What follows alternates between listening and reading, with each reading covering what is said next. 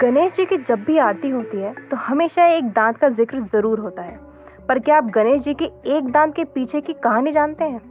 क्या आपको पता है उन्हें एक दंत क्यों कहा जाता है? इसके पीछे दो प्रसिद्ध कहानियां जुड़ी हैं।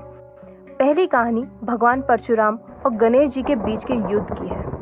ब्रह्माव्रत पुराण के अनुसार भगवान परशुराम एक बार कैलाश पर्वत पर गए, जहां शिव जी का ध्यान कर रहे थे, और वहां जाकर परशुराम जी ने शिव जी से मिलने की इच्छा जाहिर करी। लेकिन गणेश जी ने भगवान परशुराम को शिव जी से मिलने की अनुमति नहीं दी, ताकि उनका ध्यान भंग ना हो।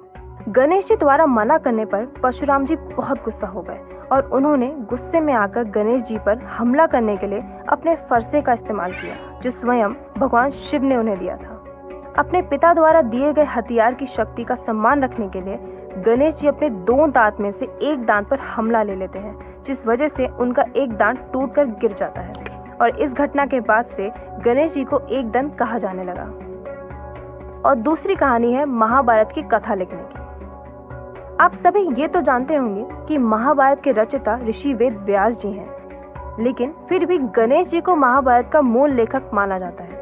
महान ऋषि वेद व्यास ने महसूस किया कि गणेश जी महाभारत को समझने योग्य है, इसलिए उन्होंने गणेश जी को पूरी महाभारत सुनाई और उसे लिखने का अनुरोध गणेश जी से किया। गणेश जी उनकी बात मान गए, लेकिन उन्होंने एक शर्त रखी कि वह महाभारत लिखते हुए एक क्षण भी नहीं रुकेंगे। कहा जाता है कि महाभारत को लिखते लिखते जब बीच में पंख वाला कलम टूट गया तो गणेश जी ने अपने एक दांत तोड़ लिया और बाकी महाभारत लिखने के लिए उसका इस्तेमाल किया। ये भी एक वजह है कि उन्हें एक दंत कहा जाता है।